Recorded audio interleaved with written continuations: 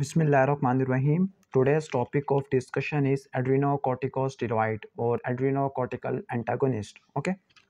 तो जो एड्रीनोकॉर्टिकल हार्मोन्स या एड्रीनल कॉर्टेक्स के हार्मोन इनके एगोनिस्ट पढ़ने उनके एंटागोनिस्ट पढ़ने हैं।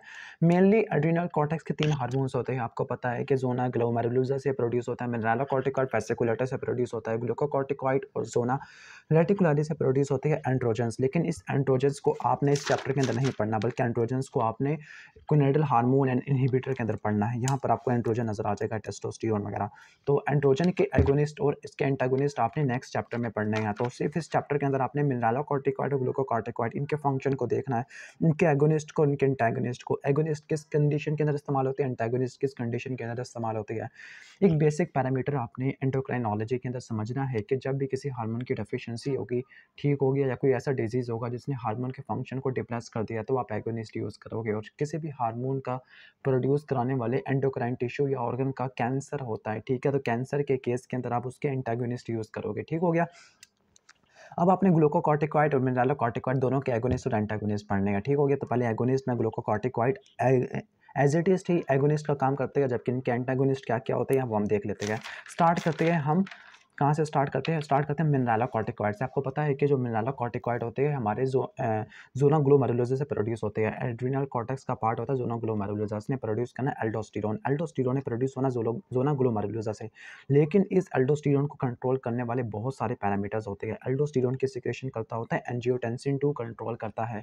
आपने सुना होगा रेनिन एंजियोटेंसिन एल्डोस्टेरोन सिस्टम। और ये सिस्टम कब चलता है? जब ब्लड प्रेशर हमारी बॉडी के अंदर कम होता है, ब्लड वॉल्यूम कम होता है, तो किडनी के juxtaglomerular cells renin produce करते हैं, वो रेनिन एंजियोटेंसिन 2 को बना देता है। फिर एंजियोटेंसिन 2 एल्डोस्टेरोन की सिक्रेशन को बढ़ा देता है। ठीक हो गया। कहते हैं कि एल्डोस्टेरोन की सिक्रेशन को एसीटीएच कंट्रोल करता होता है, लेकिन ये काफ़ी ज़्यादा माइनर है। जो मेजर है वो रेनिन एंजियोटेंसिन एल्डोस्टेरोन सिस्टम होता है। ठीक हो गया।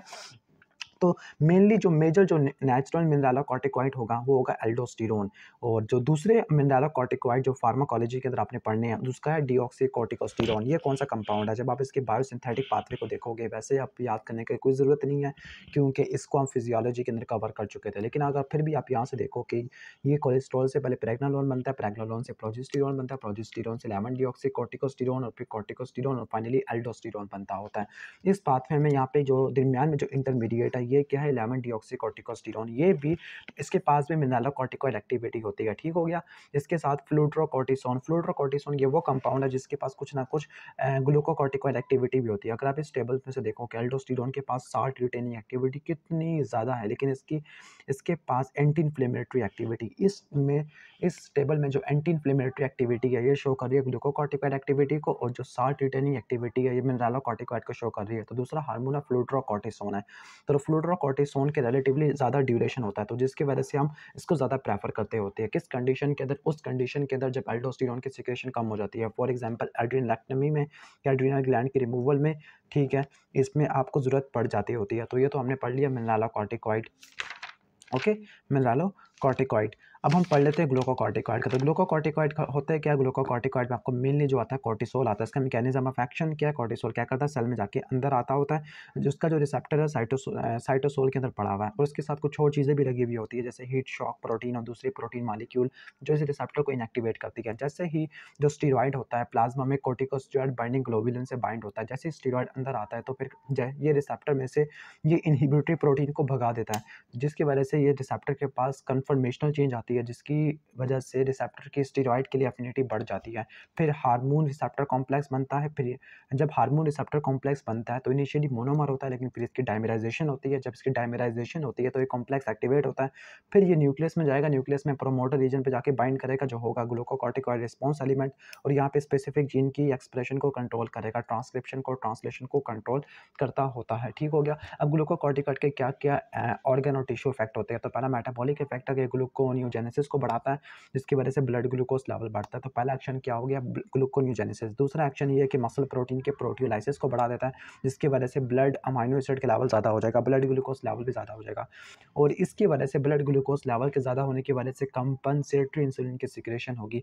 कहते हैं कि फैट मेटाबॉलिज्म में अगर देखें तो फैट मेटाबॉलिज्म में लाइपोलाइसिस और लाइपोजेनेसिस दोनों को स्टिमुलेट करवा देता है।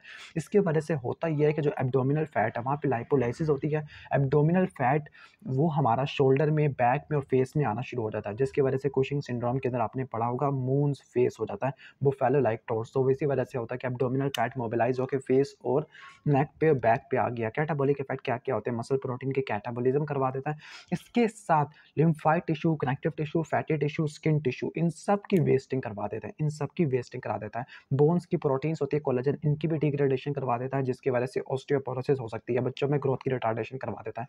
तीसरा इफेक्ट होगा इम्यूनोसप्रेसिव, तो ये हमारे सेल मीडिएटेड इम्यूनिटी को सप्रेस करता होता है। ठीक हो गया। कहते हैं कि ये एजेंट लिम्फोटॉक्सिक होते हैं, तो ये हिमाटोलॉजिकल कैंसर के लिए इस्तेमाल हो सकती है, क्योंकि ये इम्यूनोसप्रेसिव फंक्शन को अच्छे तरीके से परफॉर्म करते होते हैं। लेकिन ये हमारे क्या करते हैं, ये ग्राफ्ट रिजेक्शन के अंदर काफ़ी ज़्यादा पार्टिसिपेट करते होते हैं। ठीक है, ओके।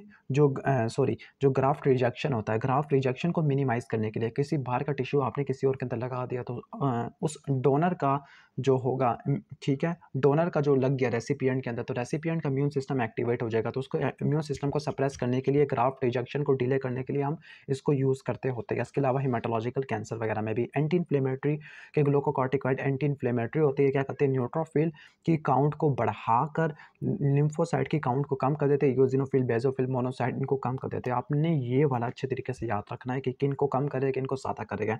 इसके साथ कीमोटैक्सिस को भी मिनिमाइज कर देगा। इनका बायोकेमिकल मैकेनिज्म क्या होता है, बायोकेमिकल मैकेनिज्म ये होता है कि एंटी इन्फ्लेमेटरी में के फॉस्फोलाइपेज को इनहिबिट करके जो इसका साइक्लोऑक्सीजिनेस टाइप 2 है, इसके एमआरएनए को कम करके इंटरल्यूकिन 2 की प्रोडक्शन को और 3 की प्रोडक्शन को कम करके प्लेटलेट एक्टिवेटिंग फैक्टर को कम करके इन्फ्लेमेशन को कंट्रोल करते होते हैं। तो ये एंटी इन्फ्लेमेटरी मैकेनिज्म आपको यहाँ से नज़र आ जाएगा। इसके अलावा दूसरे इफेक्ट क्या होती है कि कहती है कि जीएफआर को मेंटेन करती है, बल्कि जीएफआर को बढ़ा देते होते हैं, वेजोडाइलेटर होते हैं। ठीक हो गया। कहते हैं बिहेवियर को भी चेंज करते हैं, इसके साथ साथ ये गैस्ट्रिक एसिड की सिक्रेशन को भी स्टिमुलेट करते हैं, उसके साथ ये जो अल्सर फॉर्मेशन है उसके अगेंस्ट रेजिस्टेंस को कम कर देते हैं। ठीक हो गया, जिसकी वजह से अल्सर होने के चांसेस काफ़ी ज़्यादा होते हैं। एम्ब्रियोनिक लाइफ के अंदर ये फीटल लंग की मैच्योरेशन के अंदर पार्टिसिपेट करते हैं। जो नेचुरल कॉर्टिकोस्टेरॉइड है वो हमारा कॉर्टिसोल होता है। कहते हैं कॉर्टिसोल को कंट्रोल करने वाला एसीटीएच हार्मोन होता है, जिसकी पीक आती है सुबह के वक्त और रात के वक्त इसकी ट्रॉफ आती है, रात के वक्त इसका लेवल कम हो जाता है। कहते हैं 95% कॉर्टिसोल कॉर्टिकोस्टेरॉइड बाइंडिंग ग्लोबुलिन से बाइंड करता होता है। ठीक हो गया, और ये कॉर्टिकोस्टेरॉइड बाइंडिंग ग्लोबुलिन इसको ट्रांसपोर्ट करती है और एक रिजर्वायर के तौर पर काम आती है। दूसरे सिंथेटिक ग्लूकोकॉर्टिकॉइड कौन कौन से होते हैं, सिंथेटिक ग्लूकोकॉर्टिकॉइड में प्रेडनिसोन आता है, जिसके एक्टिव मेटाबोलाइट प्रेडनिसोलोन, डेक्सामेथासोन और ट्राइमैक्नोलोन। ठीक हो गया। इनके पास ज़्यादा हाफ लाइफ होती है, ज़्यादा ड्यूरेशन ऑफ एक्शन होता है, किसी के पास साल्ट रिटेनिंग एक्टिविटी भी होती है और इनके पास better penetration of lipid barrier. ठीक हो गया, जिसकी वजह से इनको टॉपिकल स्किन के ऊपर अप्लाई कर सकते हैं। कहते हैं कि कुछ ऐसे ग्लूकोकॉर्टिकॉइड होती है जो हम इनहेल्ड फॉर्म में देते हैं, जैसे बेक्लोमेथासोन, ब्यूटीसोनाइड, ये एस्थमा के अंदर काफ़ी ज़्यादा इंपॉर्टेंट होती है, एस्थमा और सीओपीडी के अंदर। क्लिनिकल यूजेस क्या, adrenal disorder, non adrenal disorder. Adrenal disorder किन किन के अंदर क्या, अगर एडिसन डिजीज हो जाता है, एड्रीनोकॉर्टिकल इनसफिशिएंसी हो जाती है, इस केस के अंदर इस्तेमाल हो सकते हैं। ठीक है, या बाज़ वक़्त ऐसा होता है कि शॉक में, इन्फेक्शन में, ट्रॉमा में एड्रीनल इनसफिशिएंसी, लेकिन वो एक्यूट थी। क्रॉनिक में एडिशन आती है, एक्यूट में शॉक की वजह से, ट्रॉमा की वजह से, इन्फेक्शन की वजह से हो सकती है। इसके अलावा एक कंजेनिटल एड्रीनल हाइपरप्लेजिया को ठीक करने के लिए भी इस्तेमाल हो जाते हैं। क्यों? क्योंकि इसके अंदर मेन मसला होता है एसीटीएच का लेवल ज़्यादा हो जाना, तो ये ग्लूकोकॉर्टिकॉइड एसीटीएच के लेवल को वापस कम कर देते हैं। ठीक हो गया। इसके साथ साथ जो सिंथेटिक ग्लूकोकॉर्टिकॉइड होते हैं वो एसीटीएच की सिक्रेशन को इतना ज़्यादा कम कर देते हैं कि स्टीरॉइड की प्रोडक्शन कम से कम होती है। कौन से स्टीरॉइड? एंड्रोजन्स की, जिसकी वजह से कंजेनिटल एड्रीनल हाइपरप्लेजिया ठीक हो सकता है। और कौन कौन से डिसऑर्डर्स होते हैं? कुछ इन्फ्लेमेटरी डिसऑर्डर्स होते हैं, जैसे एस्थमा और इम्यूनोलॉजिकल ऑर्गन ट्रांसप्लांट रिजेक्शन है, कोलेजन डिजीज़ है, रियोमेटिक डिजीज़। इसके अलावा हिमाटोपोइटिक कैंसर के लिए, न्यूरोलॉजिकल डिजीज़ के लिए, कीमोथेरेपी इंड्यूस वॉमिटिंग के लिए, हाइपर कैल्सीमिया, माउंटेन सिकनेस के लिए इस्तेमाल होती है। बेक्लोमेथासोन ये प्री मेच्योर लेबर, जो ऐसे प्रेग्नेंट वुमेन में दिया जाता है, ठीक है, जिनमें प्री मेच्योर लेबर होता है, ताकि इनके फीटल लंग्स की मेच्योरेशन को ज़्यादा से ज़्यादा करवाया जा सके। ठीक हो गया, इन्हांस किया जा सके। इनकी टॉक्सिटी क्या होती है? टॉक्सिटी बिल्कुल वही होती है जो आपको फर्स्ट ईयर से आपने पढ़ते हुए आ रहे हैं, सेकंड ईयर में। ठीक है, ये आपने देख लेनी है टॉक्सिटी। अब इसके बाद है कॉर्टिकोस्टेरॉइड एंटागोनिस्ट होता है। कॉर्टिकोस्टेरॉइड एंटागोनिस्ट में भी पहले आते हैं रिसेप्टर एंटागोनिस्ट, तो स्पाइरोलैक्टोन, एपिलरानोन ये अल्डोस्टेरॉन का एंटागोनिस्ट होता है, जबकि माइफप्रोस्टोन ग्लूकोकॉर्टिकोइड और प्रोजेस्टेरॉन दोनों का होता है, और ये कुशिंग सिंड्रोम में इस्तेमाल करते हैं। जबकि सिंथेसिस इनहिबिटर में कीटोकोनाजोल, अमाइनोग्लूटामाइड, मिटारोपोन और रेटोमीडिएट होती है। जो कीटोकोनाजोल होती है वो बहुत सारे साइटोक्रोम P450 एंजाइम को ब्लॉक कर देता होता है, और इस कंडीशन के अंदर जब स्टीरॉइड का लेवल ज़्यादा हो जाता है तो इसके लिए इस्तेमाल करते हैं। एड्रीनल कार्सिनोमा के अंदर, हिर्सुटिज्म के अंदर, ब्रेस्ट के अंदर, प्रोस्टेट कैंसर के अंदर अमाइनोग्लूटामाइड सबसे पहले स्टेप को ब्लॉक करती है।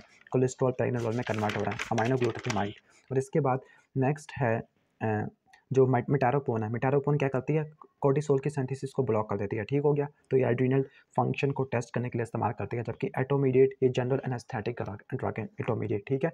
ये 11 बीटा हाइड्रोक्सिलेज को ब्लॉक करती है, ये वाला 11 बीटा हाइड्रोक्सिलेज, ठीक है, 11 बीटा हाइड्रोक्सिलेज। और ये भी कुशिंग सिंड्रोम में हम इस्तेमाल कर सकते हैं। तो जल्दी जल्दी मैंने इस चैप्टर को खत्म कर लिया, तो वीडियो को लाइक और चैनल को सब्सक्राइब करके ही जाना। Thanks for watching this video. अल्लाह हाफिज़।